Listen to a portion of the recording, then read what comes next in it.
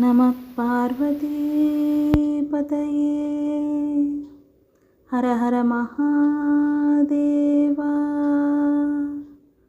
தெய்வத்தின் குரல் 2ஆம் பாகம் 238ஆம் பகுதி. கிரகஸ்தாசிரமம். புது பிராமண ஜாதி உண்டாக்கலாமா? பாகம் 1. சகல ஜாதியாரும் ஔபாசனம் செய்ய வேண்டும் என்கிற போது இன்னொரு விஷயத்தையும் கவனிக்க தோன்றுகிறது.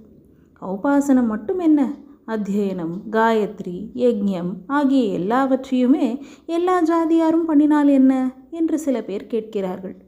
ஒரு பக்கம் ஒரே நாஸ்திகம், வேதத்தை கொளுத்த வேண்டும், பிள்ளையாரை உடைக்க வேண்டும் என்று இருந்தால் அப்படி சொல்கிறவர்கள் தங்களை சீர்திருத்தக்காரர்கள் என்று சொல்லிக்கொண்டால், இன்னொரு பக்கம் இன்னொரு தினசு சீர்திருத்தக்காரர்களோ ஏன் பாரபட்சம் இல்லாமல் அத்தனை ஜாதியாருக்கும் எல்லா வைதிக கர்மாவிலும் அதிகாரம் கொடுக்கக்கூடாது என்கிறார்கள்.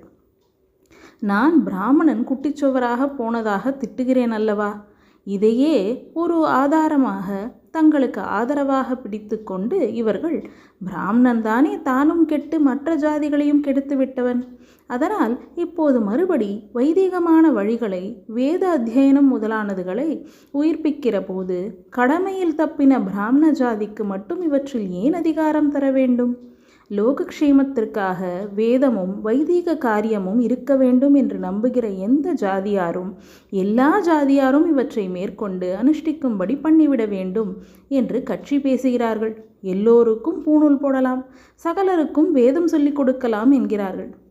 ஆரிய சமாஜம் மாதிரி இருக்கப்பட்ட ஸ்தாபனங்களில் எல்லோருக்கும் வேத அத்தியனம், யஜ்ஞங்கள் ஆகியவற்றில் அதிகாரம் கொடுத்திருக்கிறார்கள். பாரதி மாதிரி எங்கேயாவது யாராவது ஒருவர் பஞ்சமனுக்கு பிரம்மோபதேசம் பண்ணி வைக்கிறார். இப்படி வேதத்தை எல்லோருக்கும் பொதுவாக்கிவிட்டால் என்ன என்று சீர்திருத்தவாதிகள் கேட்கிறார்கள். இது கொஞ்சம் கூட சம்மதமானதல்ல. சாஸ்திரத்தில் இருப்பதை சொல்ல அதன் பிரதிநிதியாக இருக்கிறவன் தான் நான். ஆகையால் இது பரம தியாகிகளாக கொஞ்சம் கூட சொந்த பற்றுப்பாசம் இல்லாமல், தங்களுக்கென்று சொத்து சுதந்திரம் இல்லாமல் லோகக்ஷேமத்தையே உத்தேசித்து தர்மங்களை விபாகம் பண்ணி கொடுத்த சாஸ்திரக்காரர்களான ரிஷிகளுக்கு சம்மதமில்லை என்று சொல்ல வேண்டியது என் கடமை. பாபத்தில் 2 தினசு. தனக்கான கர்மாவை விடுகிறவன் ஒரு விதமான பாபத்தை பண்ணுகிறான். இவனை கர்ம பிரஷ்டன் என்பார்கள். இன்னொருத்தன் தன் கர்மாவை விட்டதோடு நிற்காமல் இன்னொருத்தனின் கர்மாவை எடுத்துக்கொண்டு அந்த ஜாதிக்காரன் மாதிரியே அவனுக்குரிய ஆச்சாரங்களை அனுஷ்டிக்கிறேன் என்று புறப்படுகிறான். இவனை கர்மாந்திர பிரவிஷ்டன் என்பார்கள். இவன்தான் கர்ம பிரஷ்டனை விட பெரிய பாபம் செய்கிறவன் என்பது சாஸ்திரத்தின் அபிப்பிராயம். ஏன்? 2 காரணங்கள் உண்டு.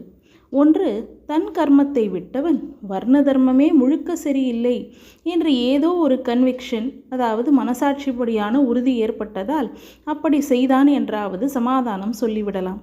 சாஸ்திர விஷயத்தில் நம் மனசாட்சிக்கு இடம் கிடையாதனாலும் ஏதோ இப்படி கொஞ்சம் சமாதானம் சொல்லவாவது இடம் இருக்கிறது.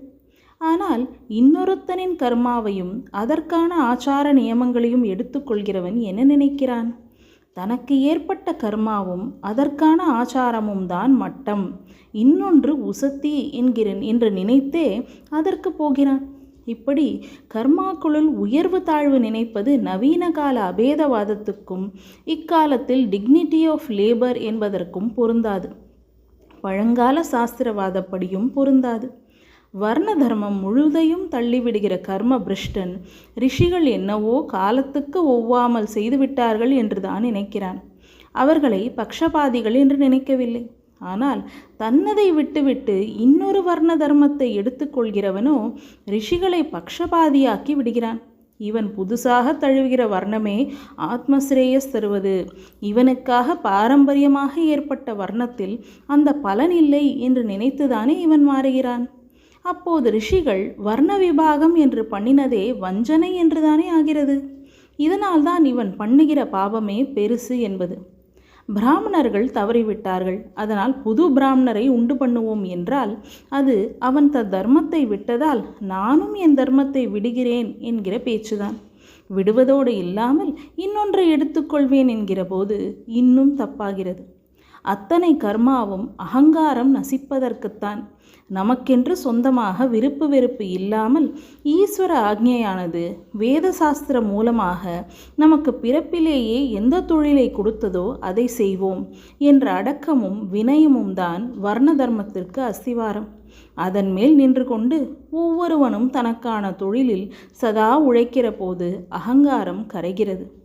புது ஜாதி உண்டு பண்ணுவது, புது பிராமணனை பண்ணுவது என்கிற போது எத்தனை நல்ல எண்ணத்தோடு இப்படி ஆரம்பித்தாலும் சரி, வேத சப்தங்களும் வேத கர்மாக்களும் லோகத்தில் இருக்க பண்ண வேண்டும் என்று மனசார நினைத்து அந்த உயர்ந்த லட்சியத்துக்காகவே இப்படி செய்தாலும் சரி, இந்த மாதிரி செய்யும்போது அகங்காரம் முந்திரிக்கொட்டை மாதிரி முந்திக்கொண்டு வரத்தான் செய்யும்.